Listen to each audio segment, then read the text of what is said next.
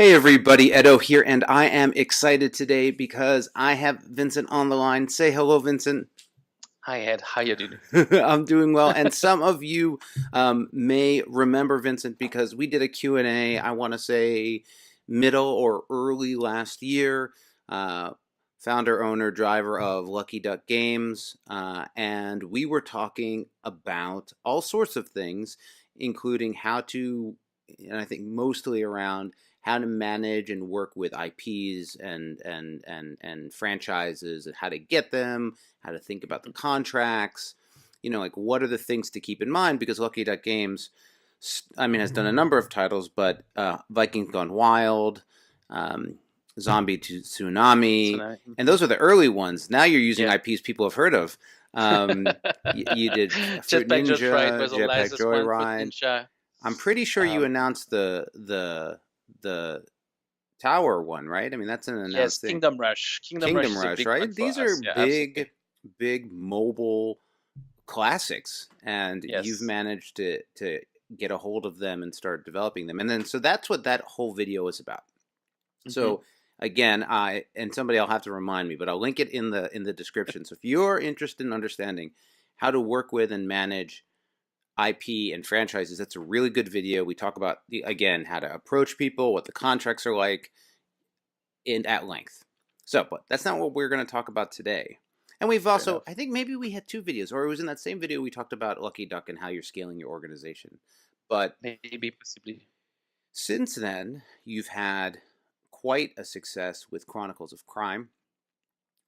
You had the Kickstarter followed by, uh, I believe, a pretty successful retail launch. You can talk to that. And I think in that Yes. process, you've been reconsidering your Yep. approach to games and in particular IP, right? Whether or not you should be taking it. So Yes. can you take us through where your head's at these days? Yeah, absolutely. Yes. Yeah, to step back, February 2018, we launched Chronicles of Crime, which was actually something we worked on for a long time because it was an app-driven game. And for the story, actually, I invested as an investor, as a business angel, into a hybrid board game company before I got into board game myself, and lost every penny on that company. They went bankrupt. It didn't work out. So I always tell the story that when David Secura, the author of Chronicles of Crime, reached out to me in Cannes 2017 or 16, I don't remember, about this hybrid game, I'm like, I don't know. I tried this game. I fell in love in 10 minutes with what he had. Fast forward a year and a half, we took the time to really get people to have the same 10 minutes that I had in order to kind of break down the fear of using an app when you play board game, which is extremely seen as something not very welcome. Like we play board game to kind of get away from it. So the idea to bring it back, it really has to be special. And I think Wrinkles of Time was special. And the Kickstarter went extremely well for us. I think altogether with Let Pledge, we actually raised over $1 million in pledge. So I'm super grateful for the people who help us make this happen and kind of transform the face of our company. The game went on in retail in September, October, and there is over 100,000 base game that has sold since October. You've sold 100,000 copies. Base game, Holy and so moly, sir! I mean, and like, so that's a magnitude. I mean, that's a huge.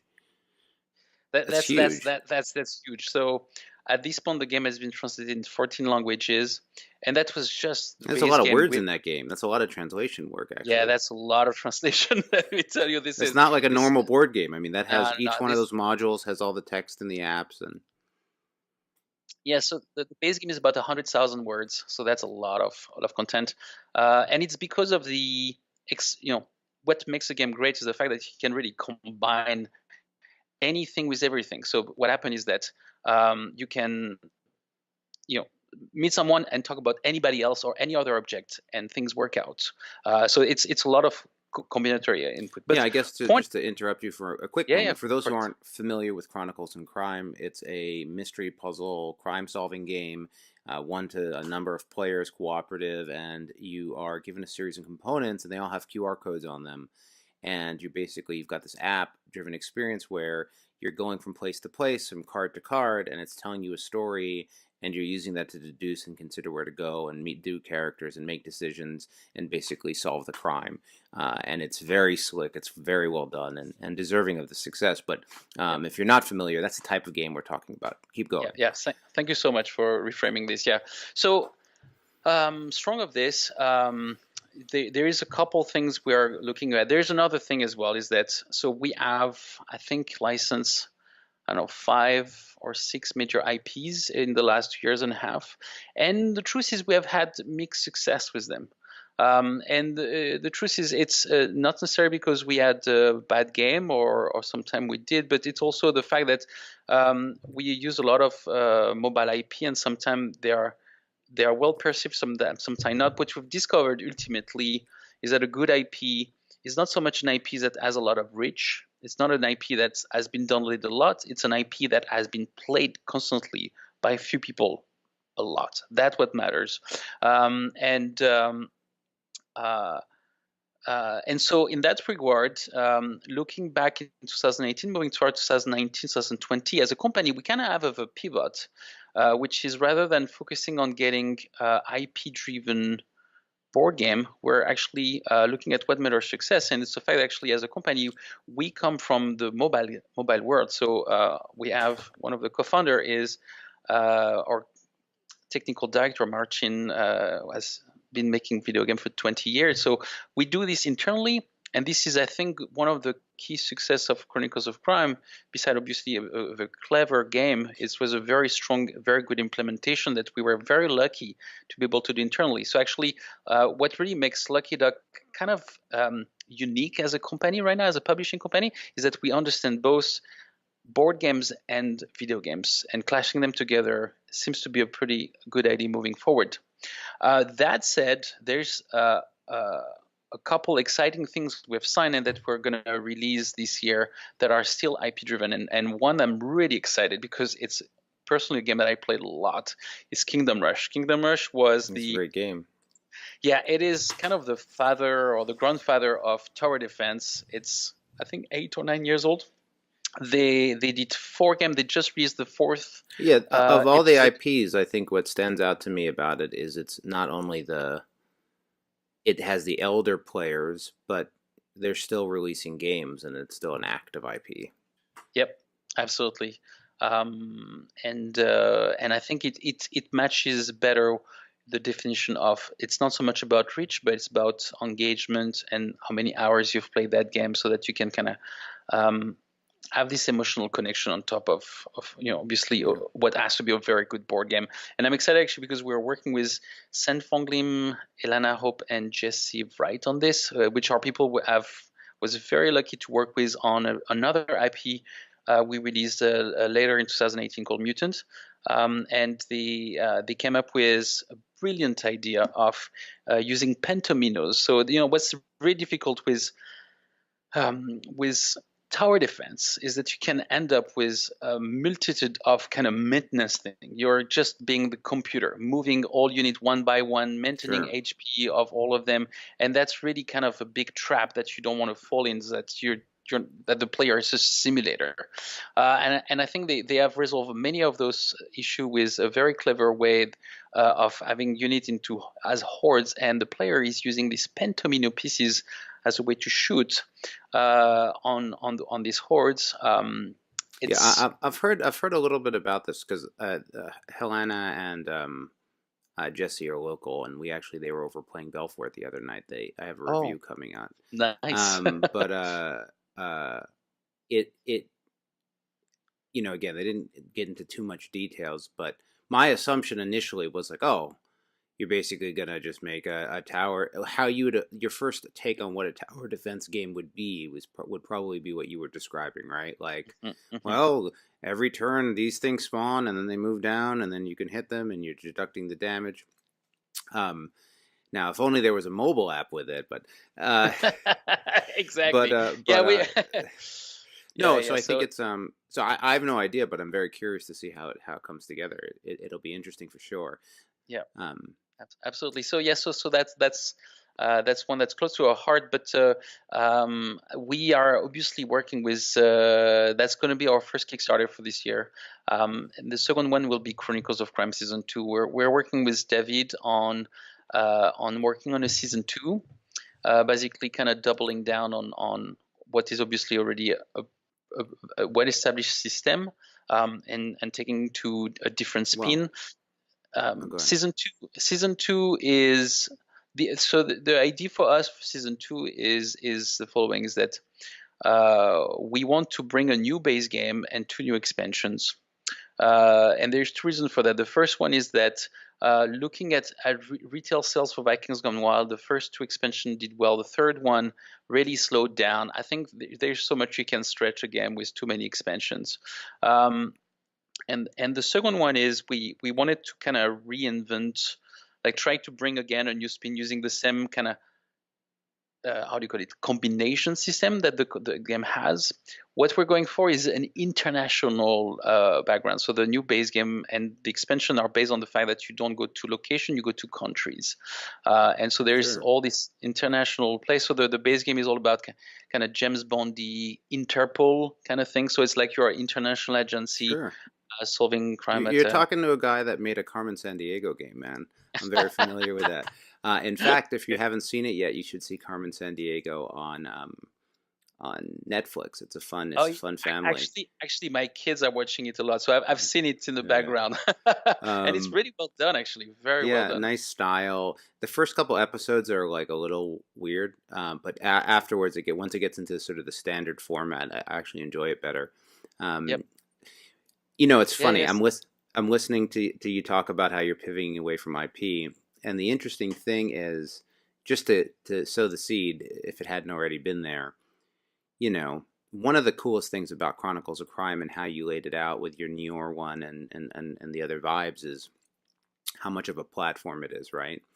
And Hmm. you've scaled your platform now to a place where you could start considering um, tier A IPs, right? So, I mean, if you have Chronicles of Yep. Crime, like, there's absolutely no reason you shouldn't license Batman, put it Yeah. in Yeah. there, and do Yeah. the. So I've been doing that actually for the last 6 months, and because those IP were out of my comfort zone, actually, I've been working with an agent to kind of approach. And so we are talking. I can't share anything yet, and those are much longer talk because compared to video game studio, which most of them I work with never had anybody come to them and ask You're them to right. license their video game. Those are like way different kind of negotiation, Yeah. and also way different kind of money involvement on our part. But yeah, we're talking to Warner, we're talking to big IP holders, and so yeah, there's a definitely, Well, so it's we're that's not how out you of get IP. that, because if you once you've done 100,000 units, you've got to sort of figure out how you're going to do 1 million units, man. That's just how it goes. Yeah, finger crossed. We'll see. But it's definitely an interesting prospect. And so, actually, moving forward, actually, beyond just Chronicles of Crime, we started to also work on a new internally developed kind of game engine that also use some of the concept of Chronicles of Crime, but is more laid towards exploration.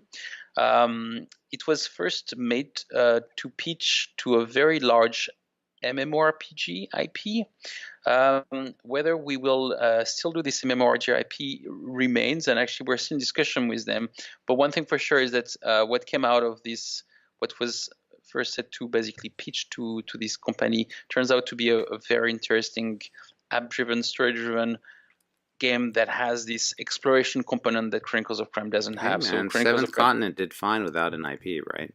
Yep. Um, So yeah, it's fine. It's funny you mentioned this. I think it's a very, I would say it's the digitalization in a sense of oh what yeah, no, you seventh. described it. I already see the entire game in my head. It's great, man. It's gonna make you a So ton. It's not gonna be quite as accessible as sort of the yes, crime thing, at, but I think you yeah, get a yeah. lot of potential there. One of the interesting things, right? Just to like, we've been talking about Lucky Duck a lot, which is obvious the case, but to pull in some learnings and risks, right? I Hmm. think a way to sort of distill some of this conversation is one, you know, ultimately, like, there's all these buckets that money goes into. So if you're using an IP, right, you could have a big success, but some portion of that money or that bucket or upfront, whatever the way you would handle it, is going to that IP holder. Um, Though the interesting thing is, as you're describing what you're talking about, in my head, I'm just imagining your technology team, right? And it's like you're growing the video game size of your business. And so that cost starts eating into that margin as well.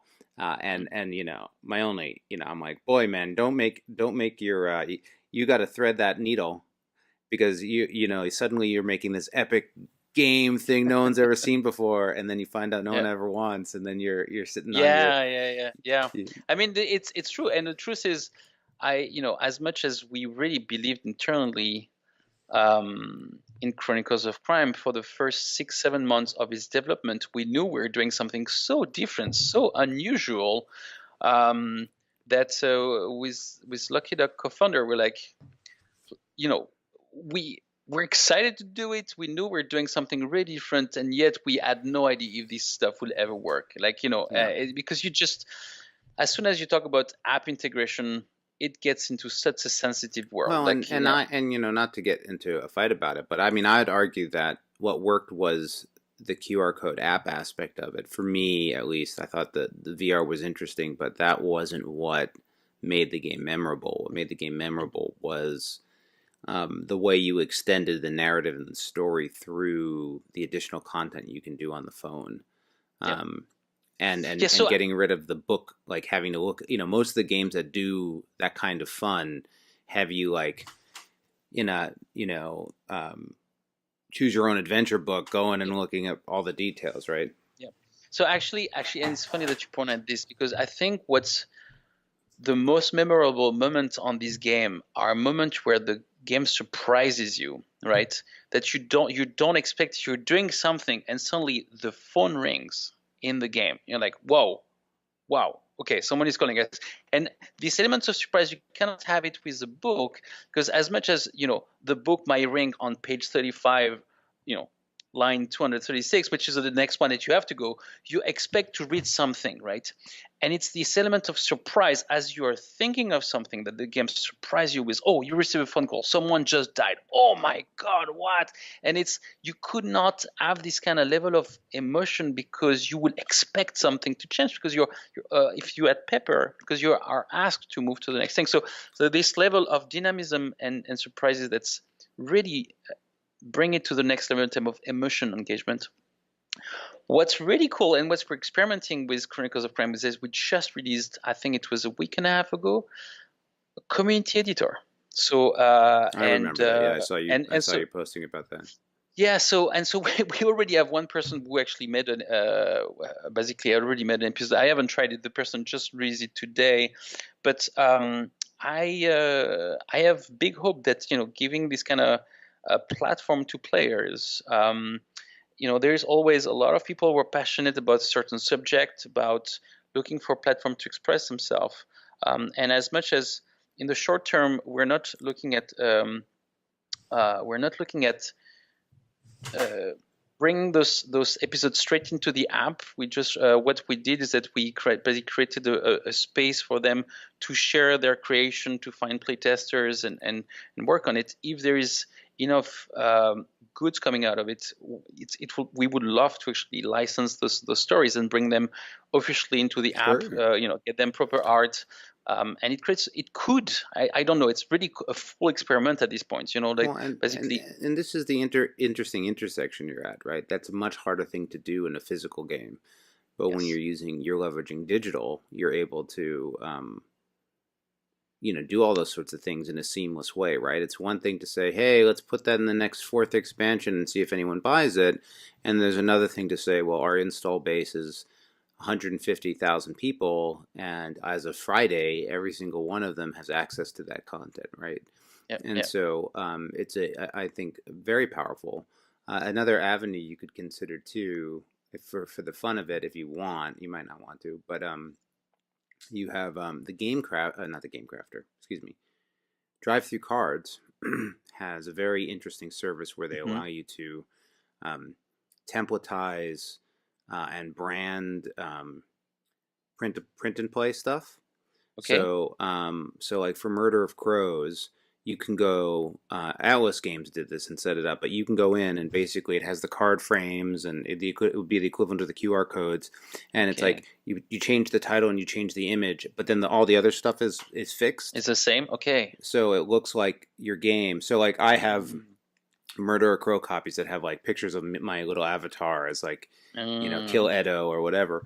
So you could have it set up where you'd have your line of characters, but they would be able to Mm. change the images of the characters. It would, Yep. it's not going to look as good as your Yep. stuff, right? But that, the level of customization they could get there would be even a little further. And then you just get the way they have it set up is like the person who's doing it's paying for it, right? Mm. They print for $15 their cards, and then I Hmm. think you get a couple bucks. So Oh, it's I see. not, Okay. yeah. So It, there's no it's in the same way that having a community doesn't really cost you other than preparing it. It's like a mm. self-service thing where you're not worried about making this, but you've given the ability to that person who made that story that was about Pokemon characters to make his Pokemon Oh, I cards see. or Okay. whatever. Fair enough. Okay, that's actually pretty cool. Actually, as of now, it's one thing that's not open. We didn't provide a deck editor, so we provide fixed deck of cards, and we wanted to go slowly into that realm. So basically, you can only use the Well, card that you have right now. Though what we could do is absolutely do what you're saying, which is actually re you know override the visual of existing yeah. Yeah, cards. because the advantage for you of using your existing cards, which is the right decision, is that it means it can work with every player in the world if people want to share it, right? So, Exactly. Yeah. Yeah. So um, giving that framework. Yeah. but it's just an extra little detail for that person that has a different vision for their story than those Yep. characters. Um, yeah, I mean, I think we've. I'm trying to, sometimes I imagine the 25 people who are watching us chat here, and like, what would be interesting to them? I mean, so you know, so let me ask a different question. So we talked about this IP thing, and we're talking about how your business has changed over the years, and you've grown, right? I mean, Hmm. you So post we're pictures of your 12 people. company, and it's like 20 people, 25. How big's your? We're no, we're 12. We're 12 people. So we're All not right, well, that it looks much, like but more, but okay, let's say 12 people. we're But 12. it's a sizable growth, right? Yeah. So would you say the pivot you were talking about in this conversation, is it a reflection of actually being frustrated and challenged in the IP market, or would you say it's more a reality of just having this significantly larger success and then chasing the success? No, I think, so I come from, I would say, a more broad entrepreneurial background. This is my fifth company. And so starting this company, I didn't want just to make a I just didn't want to just be a publisher. I was looking as a way to look as a disruptive way to approach something, and I thought having an online pre-order kind of thing, driven by strong IP, will be something that will be so sustainable enough to give me an edge as a company. Beside, obviously, and right now I'm talking in a pure business kind of matter. Obviously, none of this would exist without the passion for the games, making sure we have quality things in the middle. Well, But yeah, beside, I was gonna, for those who saw the original video, I mean, a big part of this was a life change on your part from burnout, right? yeah, exactly, yeah. But the thing that we love creating things. So I need to make sure that as the CEO and as the founder, I need to make sure that this creativity is applied to a place that is financially sustainable. So that's what we like to do every day, is not something that's going to burn to the ground 6 months later because we ran out of fund and it was not. So the question is always, what is the most sustainable venue that will give us enough of an edge so that we have the best chance to be picked up in retail, and also have enough of I would say various channel of monetization so that we're not dependent of one. And so ultimately, the whole idea came from the fact that Vikings Gone Wild KPIs were the following: 2.5% of the monthly users of that video game became a Kickstarter backer. It was a huge number. And it was my first board game, and it was also my first IP. Oh yeah, Based I on mean, this and number, that was, I mean, the Vikings Gone Wild. A lot of people mean, that was your big success. Right out of the gate, that was a big Yeah, success. yeah, yeah. So the prime when you start with a success is that it's really hard to read what was successful in it, right? And so you're left trying to do the guesswork as of what part of it made it so successful. And people think it's obvious. It's not actually. There's so many parameters. There's so many parameters to it. So I took the venue to say that what made this stuff was the fact that it came with a community of video game. Those people were reachable through the IP. I could do a cross promotion for 21 days, and so I tried to duplicate this. I'm a data-driven person. I have made free-to-play games for 10 years. So free-to-play mindset is data, data, data. You put an analytics. You look at how many people do that or that, and take hard conclusion on it. The hard conclusion of data-driven, looking at the first 2 years of the IP-driven development of board game for Lucky Dog Games, is that we have a good share of failure on this. And I will not mention the games. I will not go into details and point fingers. But ultimately, as a CEO, we need to give a hard look. And those didn't sound such bad ideas at the time, but just they didn't convert into Well, financial. can I offer some non-data Yeah, driven sure, sure. Please, please. perspective? Yeah. And maybe I could if I was researching this, but I would argue that a large part of the challenges that you faced subsequently are that Vikings Gone Wild actually had a very rich intersection point with core board gaming audience from a Viking aesthetic gameplay experience perspective. Mm-hmm. So it was a combination of audience A and the longer lasting critical acclaim board game base. So you had a game that probably would have been successful independent of the IP. Yeah, You probably could have arted that and maybe not have gotten a nice lift out of the gate from the IP that you got, which was meaningful, but yeah.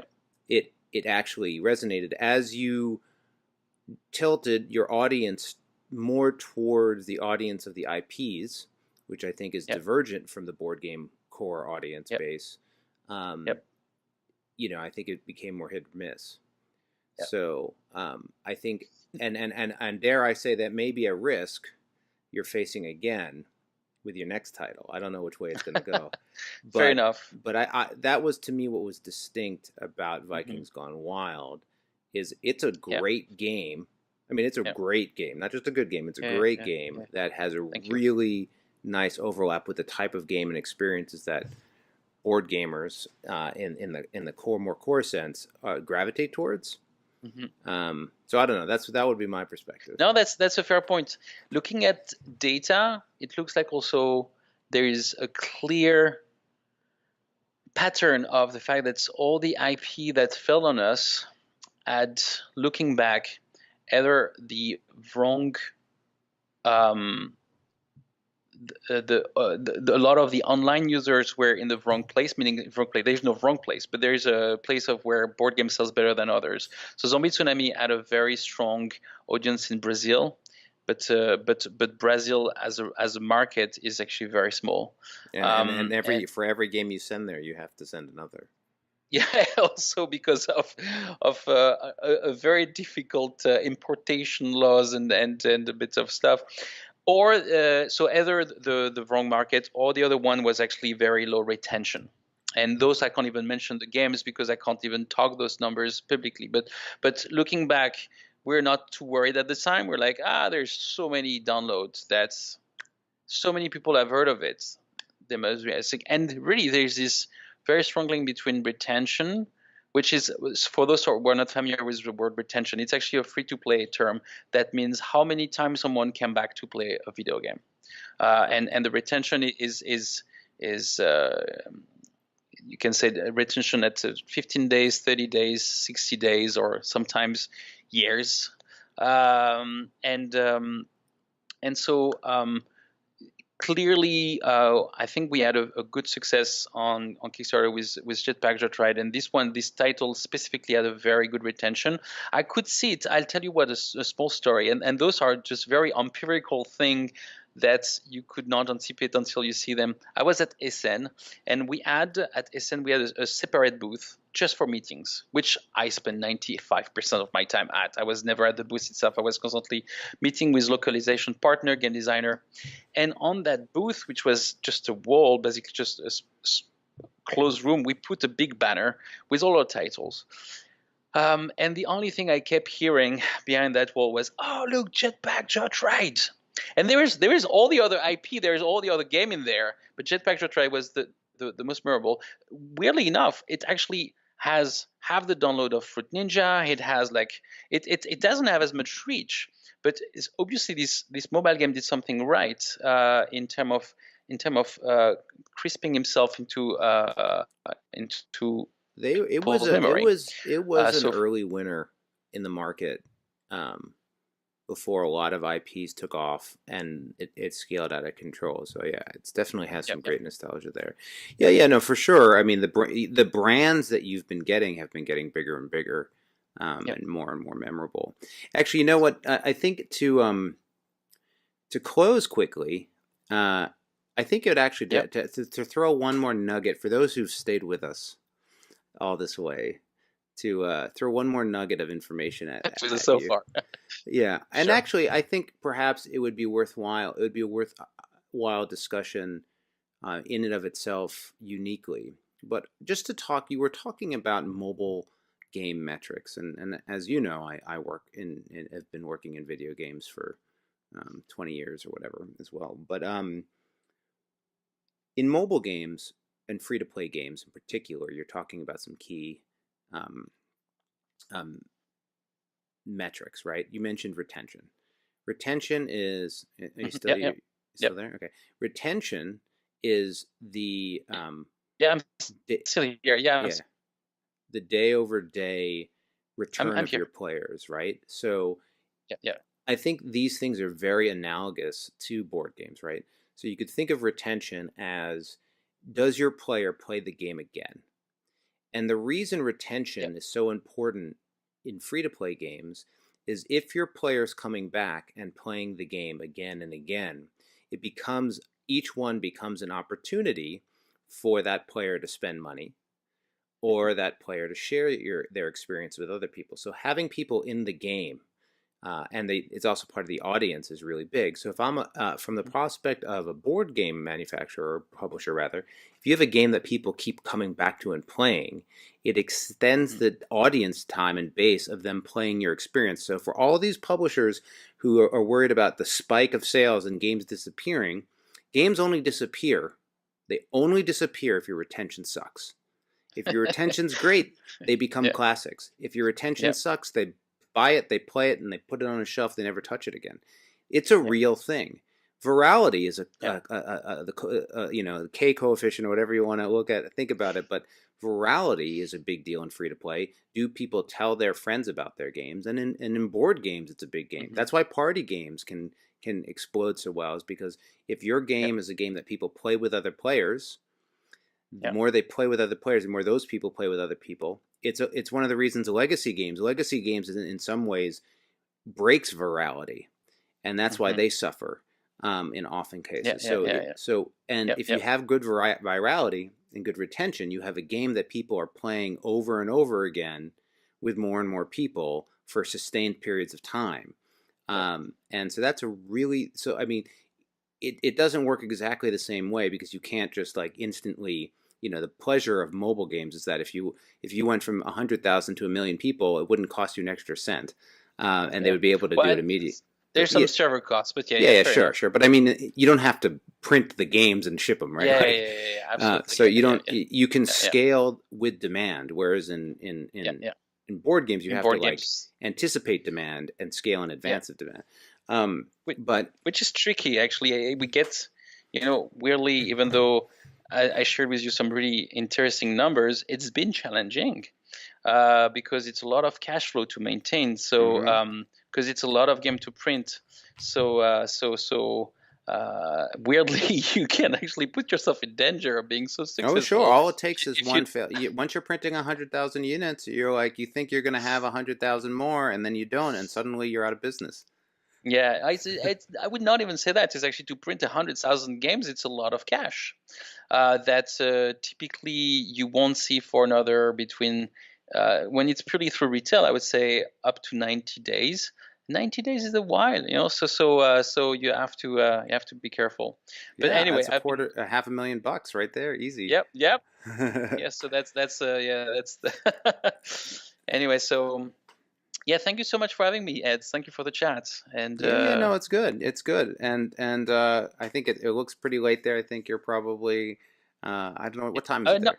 it's actually only 4 p.m. It's actually Oh. for some reason this room is very dark. I'm sorry if I look like I'm inside a closet right now. I realize I didn't turn on the light, so it's a very dark Yeah, room. no, it's But it's only 4 p.m. here. all right. Well, anyway, congratulations on your success. We talked about a variety of things. I look forward to playing Kingdom Rush whenever or at least seeing it when it hits Kickstarter. And I'm super Yep, curious about what's to come in your Chronicle of Crimes and digital lines. sounds good. Thank you so much, Ed, and congratulations on your own success. Oh, I thank you. can't wait. I can't wait to play Scott, man. All So right. All right. take Talk to you care. later, and thanks everyone for watching. Bye. Thank you. Bye bye. Hey everybody, Edo here, and thanks for watching Gaming with Edo. Reviews over here on this playlist, League and Insider videos over here on this one. Subscribe, share, all that good stuff. But most importantly, play some great games. Thanks.